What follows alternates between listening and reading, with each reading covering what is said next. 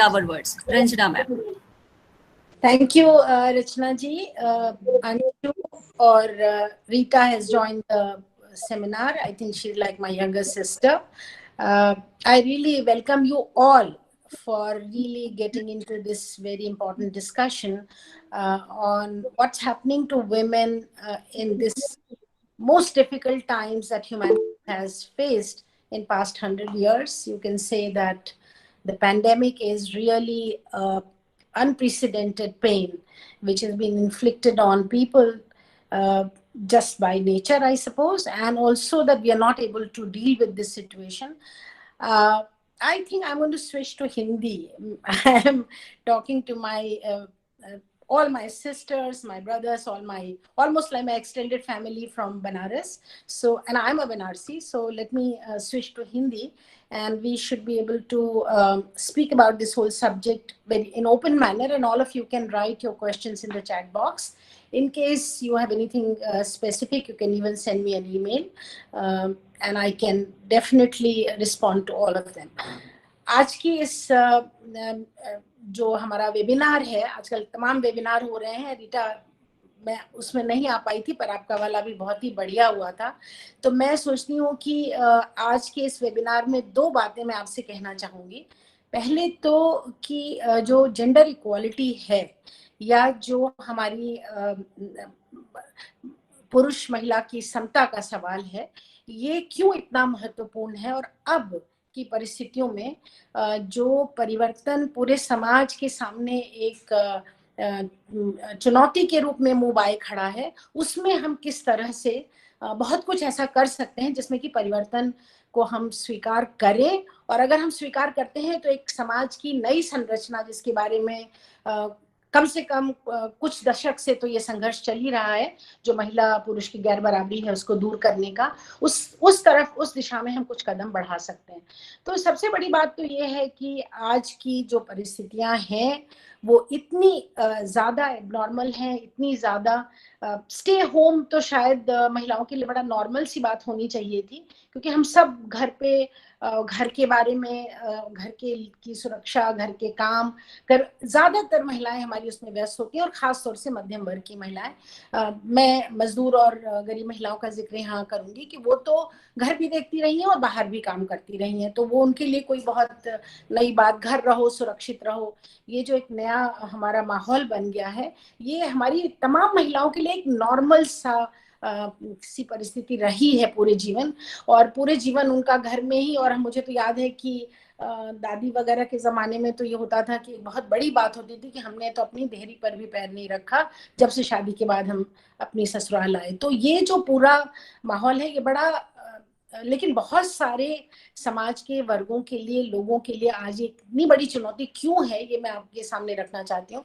सबसे बड़ी बात तो ये है कि जो इसका इम्पैक्ट है, जो इसका प्रभाव पड़ा है, प्रभाव इस तरह से पड़ा है कि अचानक सब लोगों को ये महसूस हुआ कि जिंदगी खतरे में है, और सरकारों की तरफ से निर्देशित किया गया कि आप घरों के अंदर रहिए, काम बंद हो गए, तमाम लोगों की नौकरियां चली गई, तमाम मजदूर से लेकर के और महिलाएं, पुरुष, मध्यम वर्ग के लोग से लेकर तमाम और लोग भी, मैं सिर्फ मध्यम वर्ग और गरीब मजदूरों की बात नहीं कर रही हूँ, सब तरह के लोग बेरोजगार हो गए। और बेरोजगारी की सबसे बड़ी मार महिलाओं पर, क्योंकि वो जो एक प्लीज प्लीज मत बोलिए, माइक अपना बंद कर लीजिए। अगर आप माइक ऑन करके बात करते रहेंगे तो मेरी बात आप लोगों को सुनाई क्यों पड़ेगी। तो और दूसरी जो महत्वपूर्ण बात हुई वो ये कि जो इस समय स्वास्थ्य का सबसे बड़ा चैलेंज था, महिलाएं आम तौर पर स्वास्थ्य के मामले में स्वयं ही बहुत खामोश रहती हैं, और अपने स्वास्थ्य के बारे में वो जल्दी बोलती नहीं है जब तक कि पानी नाक के ऊपर ना चला जाए, और उस जब तक कि मतलब बहुत बीमार ना हो जाए तब तक नहीं बोलती। और दूसरा है कि परिवार में बचपन से टीकाकरण से लेकर के बच्ची के जो खान पान में लापरवाही होती है, उसी तरह से फिर मेंस्ट्रुएटिंग एज में जब लड़कियां आती हैं तब उनके अंदर जो आयरन की डेफिशिएंसी आ जाती है, फिर बाद में रिप्रोडक्टिव एज में जब आती हैं तब उनकी रिप्रोडक्टिव राइट्स तो हमारे यहाँ तो चलता ही नहीं है, लोग जानते भी नहीं है कि महिलाओं के अपनी प्रजनन के समय और उसके बाद के बहुत सारे अधिकार हैं जो उनको मिलने चाहिए। तो वो सारी बातों से हम बिल्कुल दूर रहते हैं और फिर लड़कियों के सामने ये समस्या और बड़ी। तो ये समस्या, स्वास्थ्य की समस्या जो बचपन में जड़ बनाती है, आज उनके सामने और ज्यादा बड़े बड़े रूप में सामने आई। यही कारण है कि कोविड के दौरान आप ये देखेंगे कि दुनिया भर में जो डेटा सामने आया है मृत्यु दर का डेटा, मृत्यु जो हुई है कोविड से, उसमें ज्यादा पुरुषों की मृत्यु ज्यादा हुई है, खासतौर से बुजुर्गों की। लेकिन हिंदुस्तान में औरतों की ज्यादा मृत्यु इस दौरान हुई है।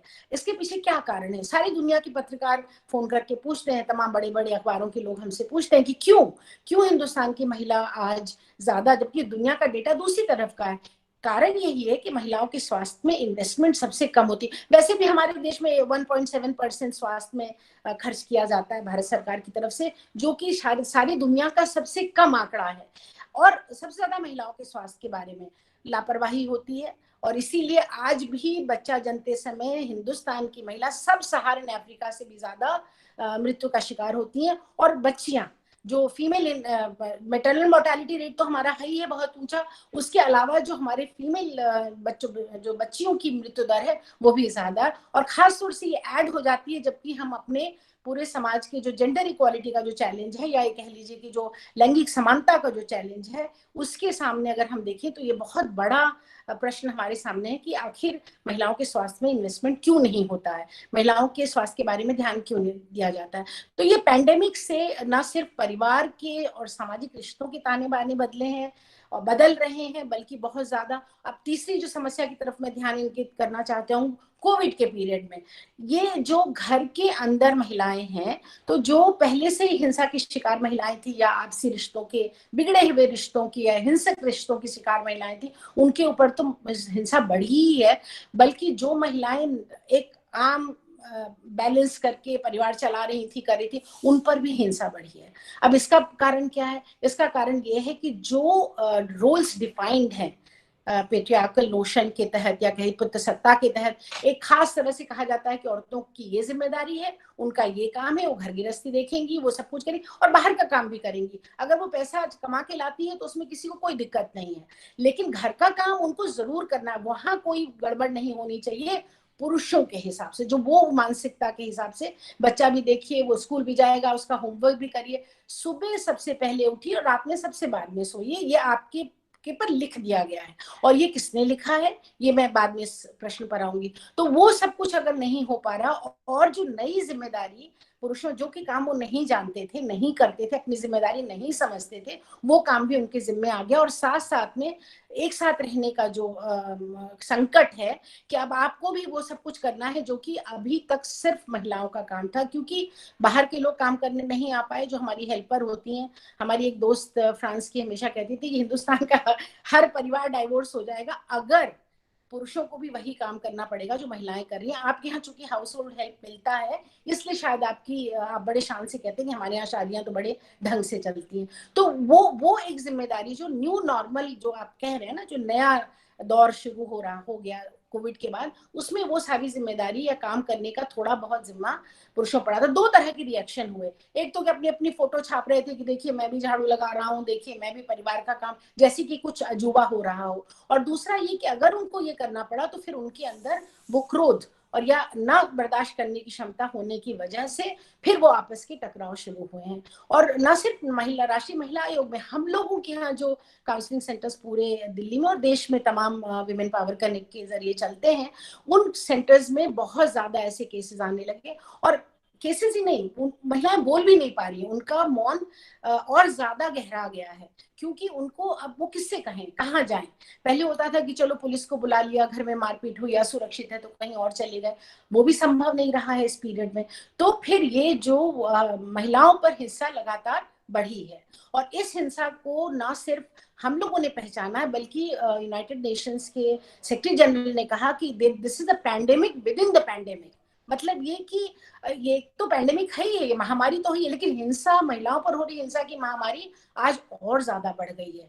और ये तो संकट का समय है ही है सबके लिए, पूरे परिवार के लिए, पर ऐसे में फिर महिलाओं को उस हिंसा का भी सामना करना पड़ा और जूझना पड़ा, ना किसी, और वो किसी से कह भी नहीं सकती हैं। तमाम तरीके निकाले गए हैं कि आप अगर मेडिसिन की शॉप में जाती हैं तो वहां बता दीजिए। अगर आप ग्रोसरी स्टोर में जाती हैं तो वहां जाके कह दीजिए। मतलब कहीं ना कहीं से आप एक संदेश हम जैसी संगठनों को या नेशनल कमीशन फॉर विमेन और जो सुन रही हैं उन महिलाओं को भी मैं यही कहना चाहूंगी कि आप अपनी बात को कहिए, आप बर्दाश्त मत करिए, क्योंकि ये आपकी जिंदगी के प्रति जो आपका ये नजरिया बनाया गया ये गलत है। और इस नजरिए को आपको बदलना बदलना पड़ेगा और ये न्यू नॉर्मल में बदलेंगे। और दूसरी चीज ये भी मैं कह रही हूँ कि जो अब काम आप घर में कर रहे हैं, खासतौर से अपने पुरुष भाइयों से मैं कहना चाहती हूँ, जो काम अब आप घर में कर रहे हैं, आप मान लीजिए कि पूरी जिंदगी महिलाएं करती हैं इस काम को, तो ये न्यू नॉर्मल का हिस्सा है, आपको भी करना। मतलब कि शेयर्ड हाउस होल्ड, मतलब कि शेयर्ड पेरेंटिंग, मतलब कि साथ साथ मिल करके आपको बच्चों की देखभाल से लेके परिवार, बुजुर्गों, अपने माता पिता का, अपनी पत्नी के माता पिता का, सबका ख्याल करना बराबर से बांट के करना है। यहाँ एक बराबरी लाने की जरूरत है न्यू नॉर्मल में। और जो एक प्रश्न उठ रहा है वो प्रश्न है आज की परिस्थिति में आगे क्या होगा, शिक्षा में क्या होगा। अब क्या शिक्षा के जरिए हम इस जेंडर इक्वालिटी की, जो हम महिला पुरुष की गैर बराबरी को खत्म करने की बात कर रहे हैं, क्या हम शिक्षा के जरिए इसको नहीं कर सकते? लेकिन शिक्षा का वही हमारा ढांचा चलता है, हम उसी तरह से इनफैक्ट जो स्कूल्स हैं, जो शिक्षा का जो हमारा तरीका है, उसमें कहीं ना कहीं हम इसको री इन्फोर्स करते हैं। लड़कियों पे सारी रिस्ट्रिक्शन, लड़कियों को सारी की सारी बंधन, और लड़कों को सारी की सारी छूट। तो ये जो शिक्षा के ढांचे में भी स्कूल्स में देख लीजिए, बहुत सारे स्कूल्स में देख लीजिए किस तरह से लड़के, बहुत बदला भी है। मैं ये बिल्कुल नहीं कहूंगी कि वीकेएम या विश्वविद्यालय के हमारे जो विमेंस कॉलेज या तमाम और जहां से मैं पढ़ के खुद भी आई हूँ, इन सब जगहों पर नहीं बदला, लेकिन जिस तरह से बदलना चाहिए समाज में, जिस तरह से पितृ सत्तात्मक को समझकर उसके द्वारा बनाए गए तमाम इस तरह के पिंजरों को तोड़ने की जरूरत थी, वो आज की परिस्थिति में नहीं हुआ है, अभी तक नहीं हुआ, शिक्षा के जरिए भी नहीं हुआ है। और एक चीज और मैं इसमें जोड़ दूं, अब क्या हो रहा है, एक न्यू नॉर्म, चूंकि मैं फेसबुक की और ट्विटर की इंटरनेशनल एडवाइजरी बोर्ड की मेंबर हूं, तो मैं आपको एक बात जरूर बताना चाहूंगी कि आजकल हमारा सारा समय ऑनलाइन गुजरता है, बच्चों का गुजरता है। जो बच्चे कभी, जिनसे हम फोन छिपा लेते थे, लैपटॉप छिपा लेते थे, आज स्कूल भी वहीं पर उनको उनको पढ़ना है। 4 साल की बच्ची भी पढ़ रही है, तो वो, और उससे लेकर के बड़े, तो हम सब सारा समय ऑनलाइन गुजार रहे हैं। और आप ऑनलाइन जाके देखेंगे कि कितना फिल्थ, कितनी गंदगी, महिलाओं के प्रति कितना ज्यादा उनके लिए, उनकी डिग्निटी को अटैक कर रहे हैं लोग, कितना ज्यादा अपमानजनक माहौल बनाने की कोशिश हो रही है महिलाओं के प्रति। और फिर उसका नतीजा क्या है, ट्रैफिकिंग बढ़ा है। अगर लड़कियों लड़कों को ये पता नहीं है कि ऑनलाइन स्पेस कितनी असुरक्षित भी है, तो अपना सारा डेटा वहां डालते हैं, अपनी फोटो डालते हैं, अपने तमाम तरह तरह के की बातें वहां पर डालते हैं, और फिर व्यक्तिगत बातें वहां पर डाल रखते हैं। तो फिर क्या होता है कि उससे फिर कुछ लोग जो उसमें सिर्फ इस काम में लगे हुए हैं, इस पूरी परिस्थिति में उनका शोषण कैसे किया जाए, वो वहां पर आकर के उन लोगों को उसी तरह से अपने चंगुल में ले रहे हैं। और ट्रैफिकिंग बढ़ा है, चाइल्ड पोर्नोग्राफी बढ़ा है, बच्चों के प्रति जो पीडोफाइल है वो बढ़ा है। तो तमाम तरह के ऑनलाइन अपराध बढ़े हैं। और मैं इसी संदर्भ में कहना चाहूंगी, ऑनलाइन सेफ्टी के लिए सीबीएसई के साथ मिलकर के हम लोग पूरे देश में कोर्स चला रहे हैं, जो कि हम बच्चों को बताना चाहते हैं। खासतौर से 7th के बाद बच्चे तो बहुत ही ज्यादा ऑनलाइन, चाहे वो फेसबुक हो, ट्विटर हो, वो उनका इंस्टाग्राम हो। इंस्टाग्राम पर देखिए, पहले कहते थे सबसे सुरक्षित है। फेसबुक की बोर्ड मीटिंग में जब भी मैं मेनलो पार्क में बैठती थी तो मैं कहती थी इंस्टाग्राम आपका सबसे अच्छा है बच्चों के लिए। लेकिन अब वो कोई भी जगह ऑनलाइन आज की तारीख में अगर आप समझदार नहीं है, आप अपने आप को प्रोटेक्ट नहीं कर रही हैं, तो फिर वो बहुत बड़ी समस्या का कारण बन रहा है। आप नहीं देख रहे हैं आपका बच्चा क्या कर रहा है। बहुत सारे माँ बाप कहते हैं देखिए मुझे नहीं आता, मेरी बेटी ने मुझे बता दिया कैसे इसको करना है, या हमारे बेटे ने इसको बता दिया। ये बहुत अच्छी बात है कि हमारे बच्चे हमसे ज्यादा जानते हैं, लेकिन हमें भी आज जानने की जरूरत है। क्योंकि अगर ये परिस्थिति, अगर ये नहीं हुआ, तो फिर ऑनलाइन स्पेस में जाकर बहुत बड़ी मुसीबतों का कारण, अभी मैं एक केस देख रही हूँ आजकल, जो डिटेल्स बाद में मैं कभी आप लोगों से शेयर करूंगी।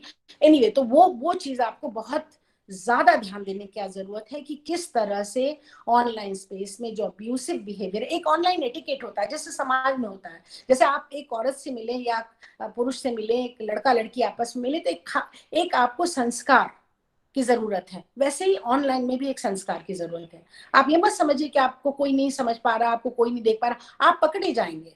और ये आप स्टूडेंट्स को बताइए इस चीज को कि अगर गलत व्यवहार ऑनलाइन हो रहा है तो वो चुप ना रहें, बर्दाश्त ना करें या अपने आप में उसको झेलने की कोशिश ना करें, बल्कि उसको शेयर करें।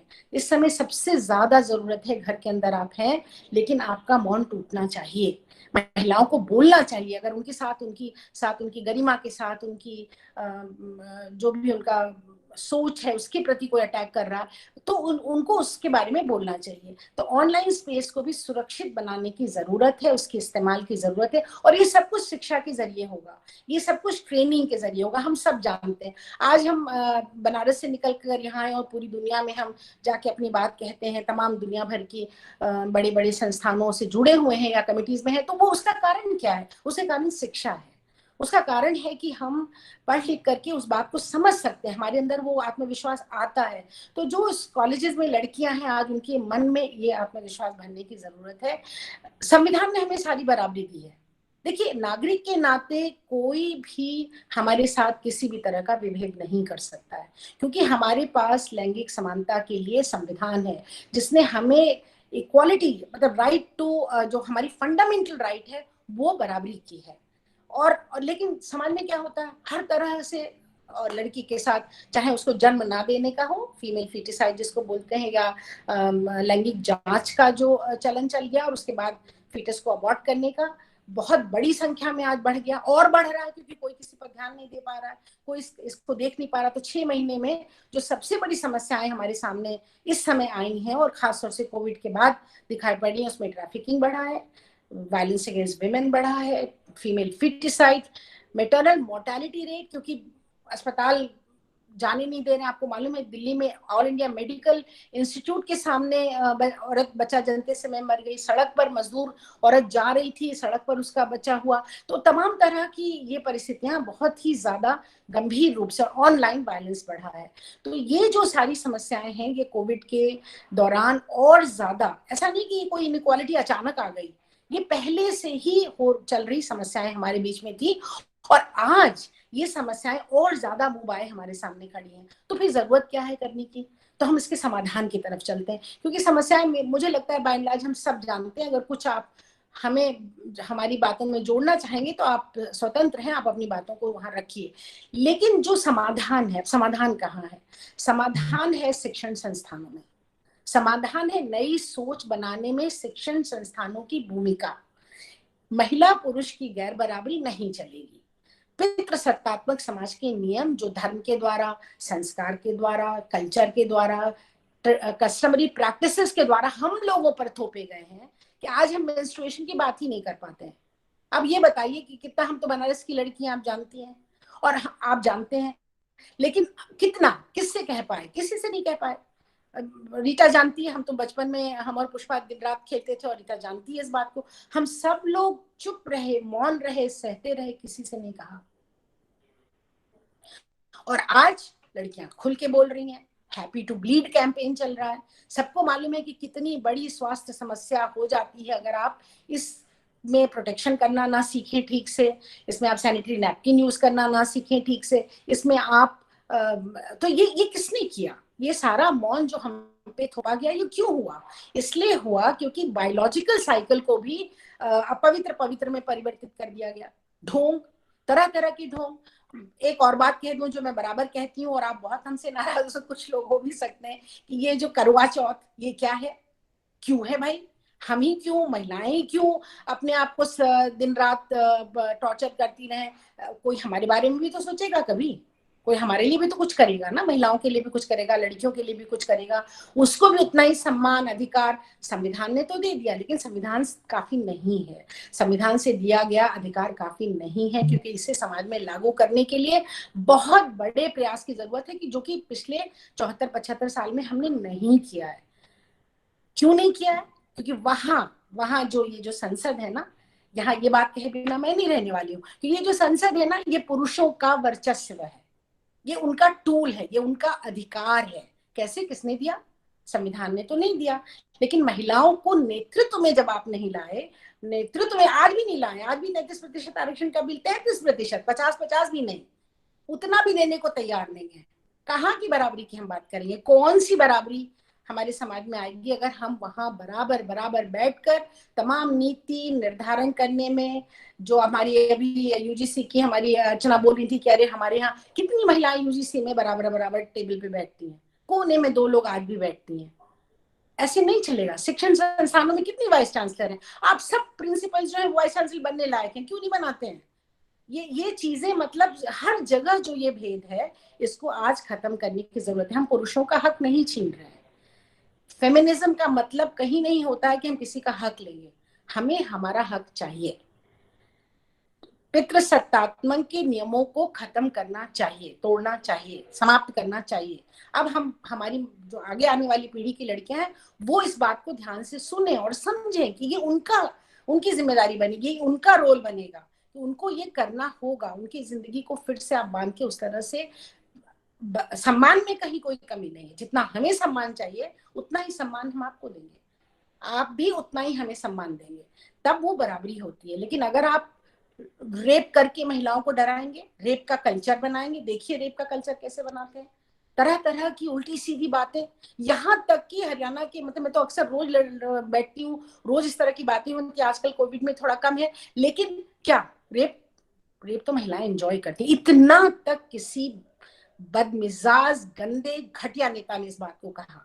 तो ये जो बातें होती हैं समाज के अंदर, ये हमें स्वीकार्य नहीं है और इसे आज परिवर्तित करने की जरूरत है। मैं ये नहीं कहूंगी कि मेन एंड बॉयज इस बारे में नहीं सोच रहे हैं, लड़के और पुरुष इसके बारे में सोच रहे हैं। बहुत सारे सामने आए हैं जो समर्थन कर रहे हैं। आज जो नहीं सोच रहे उनको सोचने की जरूरत है, क्योंकि ये परिवर्तन मिलजुल कर होगा। मैं बराबर इस बात को मानती हूँ और मैं बराबर इस बात के लिए कहती हूँ, और लिखा है, तमाम लिखा है मैंने, अपनी 8-9 किताबें जो भी लिखी है मैंने, सब में मैंने ये लिखा है कि आपको बराबरी तभी आएगी जब बराबर हमारी हिस्सेदारी उस बराबरी को लाने में बनेगी। तो मेन एंड बॉयज का माइंडसेट भी आज चेंज करने की जरूरत है। मैं बहुत 3-4 सुझाव के साथ अपनी बात को खत्म करूंगी। शिक्षा में परिवर्तन करें, शिक्षा के जरिए जेंडर इक्वालिटी शिक्षा का नॉर्म बने। शिक्षा की कोई भी किताब आपके हाथ में अगर आती है तो वहां पर ये बात सुनिश्चित होनी चाहिए कि पुरुष और महिला के बीच में कोई भी विभेद की बात नहीं होगी, सम्मान की बात होगी, उनके समान भागीदारी की बात होगी। Equal access and equal participation, ये मूल मंत्र है, equal access and equal participation. तो ये बात जो है इसको करने की जरूरत है। और दूसरी बात जो जरूरी है, आज जो भी पॉलिसी बने, खास तौर से कोविड के दौरान जितनी भी रिसोर्स डिस्ट्रीब्यूशन हो रही है उसमें औरतों की हिस्सेदारी ज्यादा होनी चाहिए। औरतों के स्वास्थ्य पर, उनकी रिप्रोडक्टिव राइट पर ज्यादा इन्वेस्टमेंट होनी चाहिए। और जो बात मैं जरूरी कहना चाहूंगी परिवार के बारे में, परिवार में हो रही हिंसा बंद करिए। परिवार में हो, जो लोग भी सुन रहे हैं प्लीज इस कैंपेन को चलाइए, प्लीज आप अपने जिम्मे ले लीजिए कि आप जहां भी हैं, चाहे जौनपुर के कॉलेज में है, चाहे आप छपरा में है, चाहे बस्ती में है, बलिया में है, देवरिया में है, गोरखपुर में, कहीं भी हैं, आप इस बात को, बनारस में तो खास तौर से, कि हम इस कैंपेन को चलाएंगे। और खास तौर से जो लोग हमारे साथ आज इसमें जुड़े हैं, प्लीज इस कैंपेन को चलाइए कि घर के अंदर कोई हिंसा बर्दाश्त नहीं की जाएगी, चाहे वो लड़की पर हो रही हो या महिला पर हो रही हो, बच्चों पर हो रही हो। हिंसा घर में, हिंसा की जगह घर के अंदर नहीं है, बिल्कुल हिंसा घर के अंदर नहीं होनी चाहिए। और एक बात मैं कह दूं, काम के क्षेत्र में जो sexual harassment at work place है, मी टू कैंपेन आपने सुना, तमाम हमारी दोस्तों ने चलाया, मैं उसमें बहुत आगे मैंने हिस्सा लिया। तो उस कैंपेन में जो हमारे आजकल क्या हो रहा है, घर बैठे हुए हैं, अब वो साहब वहां से कंपनी के बाबू साहब हैं, उन्होंने बॉस हैं, उन्होंने रात के 9 बजे फोन कर दिया, 10 बजे पति पूछ रहा किससे बात कर रही है, क्यों वहां चुप के आप बात कर रही है। अलग अलग तरह की समस्याएं सामने आ रही हैं, जो बातें मुंह के सामने नहीं कह सकते थे आज फोन करके कह रहे हैं। ये सेक्सुअल हैरेसमेंट बंद होना चाहिए, काम की जगह का हो। और औरतों को इसके मामले में चुप नहीं रहना चाहिए। मी टू हमारा और आप सबका मूवमेंट है, क्योंकि अगर आपने बर्दाश्त किया, अगर आप चुप रही, तो आने वाले समय में आपकी बेटी पर भी वही होने वाला है। आप बिल्कुल इस बात को मत सोचिएगा कि हाँ कोई बात नहीं, मैं क्यों कहूँ, मैं बदनाम हो जाऊंगी, लोग मेरी तरफ उंगली उठाएंगे।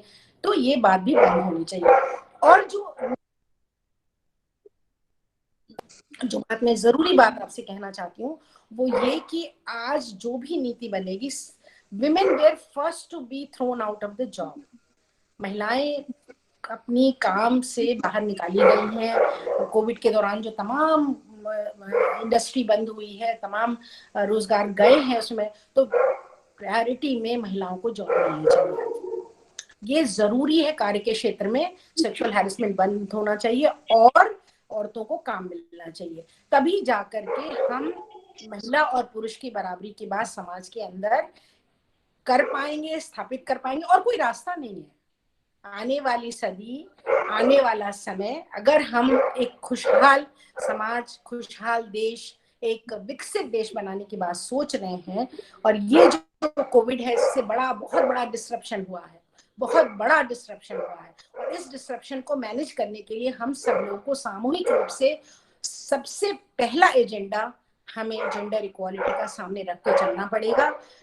औरत और बच्चियों को अपने हर सोच के, अपने पारिवारिक सोच के, अपने सामाजिक सोच के, राजनीतिक और अपने विकास के सोच के केंद्र में रखकर तभी हमें आगे चलना पड़ेगा। तो मेरे को इतना आज आपसे कहना चाहती हूँ। आपके बहुत सारे प्रश्न हो सकते हैं, आप हमसे पूछिएगा। अपने पूरब की ही मैं हूँ और आप सब लोग मेरी बात सुन रहे हैं, ये मुझे बहुत अच्छा लग रहा है। और फिर से मैं ये कह दूं कि आगे भी जब आप कुछ करेंगी, इंक्लूडिंग बीएचयू में, क्योंकि मैं बीएचयू की खुद हूँ, रीता जरूर आऊंगी। और आप सब लोगों का मैं बहुत बहुत धन्यवाद और शुक्रिया करती हूँ। थैंक यू, नमस्ते। Thank you so much ma'am. आपको सुनना, आपको एडमायर सभी लोग करते हैं और आपको सुनना सभी को बहुत अच्छा लगता है, बिकॉज आपके पास इतना एक्सपीरियंस है और वो एक्सपीरियंस बहुत कुछ सिखाता है हमें। हम शायद उस सिचुएशन को फेस ना किया हो हमने कभी, पर आपके अनुभवों से या आप जैसे जो बड़े हैं हमारे, उनके अनुभवों से हम वो चीजें सीखते हैं और कहीं ना कहीं वो हमारे लिए बहुत अच्छा होता है। एक और चीज मैं कहना चाहूंगी, यहाँ इतनी ऑडियंस है कि पेरेंटिंग का बहुत रोल है इसमें। तो जो पहले की पेरेंटिंग थी वो ऑब्वियसली थी कि लड़कियों को थोड़ा अलग, लड़कों को थोड़ा अलग करना है, पर अभी जो हम पेरेंट्स हैं, हम ये चेंज ला सकते हैं कि अपने बच्चों को विमेन रिस्पेक्ट सिखाएं कि कैसे महिलाओं की रिस्पेक्ट करनी है, और वो हम घर से ही शुरू कर सकते हैं। इसके साथ ही मैम ने जो बहुत बड़ी बात कही, इंटरनेट पर जो ऑनलाइन एटिकेट है वो बहुत जरूरी है। तो इंटरनेट हमेशा अनसेंसर्ड है, तो आप जो है वो बीइंग अ पेरेंट या फैमिली मेंबर या टीनेजर्स के लिए, यूथ के लिए मैं कहूंगी कि आपके परिवार वाले वो ये ध्यान रखें कि आप क्या देख रहे हैं, कितना देख रहे हैं और कितना इन्वॉल्व हो रहे हैं, बिकॉज कई बार अननोइंगली आप जो है वो इस ट्रैप में आ जाते हैं और फिर बाद में सभी को परेशानी होती है। I really agree with you ma'am, और हम सबको मुखर होने की आवश्यकता है। हम सबको वो आवाज लानी है जिससे हम समाज तक अपनी बात पहुंचा सके। Even communication with in the family is very important, कि कई बार हम वो चीजें परिवार वालों से भी छुपा जाते हैं जो हमें लगता है कि उन्हें बुरी लगेंगी, वो बिल्कुल खत्म होना चाहिए। तो आप सभी से ये आग्रह है कि आप परिवार में कोई भी ऐसी चीजें हैं, कुछ भी है जो आपको बुरा लग रहा है, तो आप शेयर करेंगे, तभी दूसरे आपकी मदद कर पाएंगे। Thank you so much ma'am for enlightening us. और थैंक यू। मैं So I'm allowed to leave now? Can I जी, leave now? Thank you. Thank you and bye thank you ma'am, आप हमारे साथ रहे। नमस्ते, थैंक यू, नमस्ते, नमस्ते, प्रणाम, प्रणाम।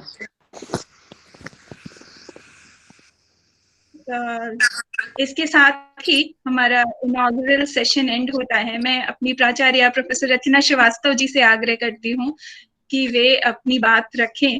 प्रोफेसर रचना श्रीवास्तव जी और हमारे फर्स्ट सेशन के दोनों guest doctor Aruna ब्रूटा and doctor Manjula ma'am तो